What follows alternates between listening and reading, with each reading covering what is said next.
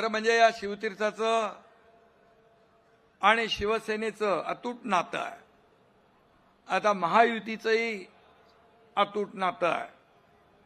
इथे समोरच आपलं दैवत बाळासाहेबांचं स्मृतिस्थळ आहे. मागे ज्यांनी आपल्याला संविधान दिलं, बाबासाहेबांची चैत्यभूमी आहे. इकडे सावरकर स्मारक आहे. या तिन्ही महापुरुषांच्या साक्षीनं ही आज इथं विराट महासभा होती आहे. आणि खऱ्या अर्थाने शिवतीर्थावरची ही प्रचार सभा नाही, तर परिवर्तनाची नांदी आहे, बदलाची नांदी आहे, असं म्हटलं तर वावगं ठरणार नाही. काल इथं एक सभा झाली, त्यात नेहमीचेच शिव्याशाप, टोमणे, टीका करून गेले. आता त्याची आम्हालाही सवय झाली आहे, तुम्हालाही सवय झाली आहे. त्यांच्याकडे मुद्देच नाहीत, त्यामुळे बोलणार काय. मात्र आपली ही सभा कुणालाही उत्तर देण्यासाठी नाही, तर गेल्या 3-3.5 वर्षामध्ये महायुतीने केलेल्या कामाचा, मुंबईसाठी केलेल्या कामाचा लेखाजोखा आणि पुढच्या 5 वर्षात आम्ही काय करणार आहे ते सांगण्यासाठी ही सभा आहे. विकासाचा अजेंडा घेऊन आम्ही पुढे जातोय. तुम्हाला माहित आहे, या आरोपानं मी कधी आरोपाने उत्तर दिलं नाही, टीकेला टीकेने उत्तर दिलं नाही. मी नेहमी आरोपाला कामातून उत्तर दिलं आणि कामातूनच उत्तर देतो. आता भावनेचं नाही, तर विकासाचं राजकारण या ठिकाणी लोकांना अपेक्षित आहे आणि आम्ही तेच केलं आणि तेच करणार. भावनेचं नाही तर विकासाचं राजकारण. विकसित भारत, विकसित महाराष्ट्र आणि विकसित मुंबई हे बाळासाहेबांचं स्वप्न होतं. ते स्वप्न आपण साकार करतोय, ती जबाबदारी आम्ही घेतलेली आहे.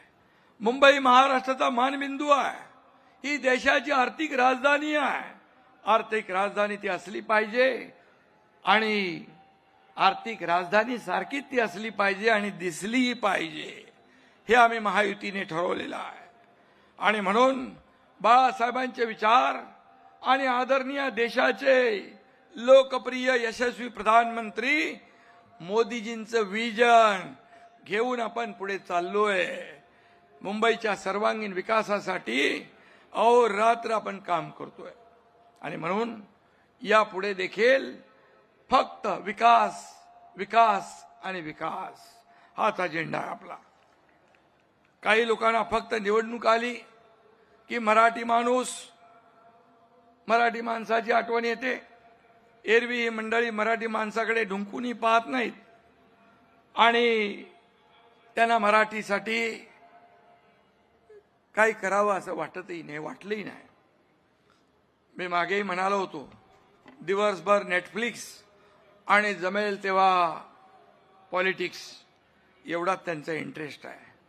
आणि म्हणून 5 साल घर में और चुनाव आया तो मुंबई खतरे में, अशा प्रकारचं नेहमीचं पालपूत जे आहे ते लावतात. अरे मुंबई काय रेल्वेचा डबा आहे, कुठेही काढला आणि कुठेही जोडला असं होत नाही. मराठी माणसाची आजची जी अवस्था आहे हेच लोक जबाबदार आहेत. मगाशी रामदास भाईंनी, अमित साटम यांनी आपल्या भाषणात ते सांगितलं आहे. तुम्हीच म्हणताय ना मराठी माणसाचं अस्तित्व धोक्यात आलंय. तुमच्याच काळात मराठी माणूस मुंबई बाहेर फेकला गेला. महापालिकेत तुमची 25 वर्ष सत्ता होती. मग हे कुणाचं अपयश आहे सांगून टाका. सत्तेत असताना मराठी माणसासाठी, मुंबईसाठी तुम्ही काय केलं ते सांगा. ही मराठी माणसाची शेवटची लढाई आहे असं इमोशनल भाषण काही लोकांनी केलं.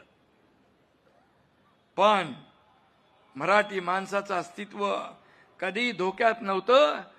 आजही नाही आणि उद्याही ते धोक्यात राहणार नाही. तुम्ही त्याची चिंता करू नका. तुमचं अस्तित्व धोक्यात आलंय, तुमचं राजकारण मात्र धोक्यात आलंय. परंतु मराठी माणसाचं हित जपायला, मुंबईचं हित जपायला आम्ही समर्थ आहोत. देवेंद्रजी इथे आहेत, मी इथे तुमच्या समोर आहे आणि मराठी माणूस आमच्या सोबत आहे. मराठी माणूस, मराठी माणूस, मराठी माणूस. अरे एकनाथ शिंदे का मराठी नाही?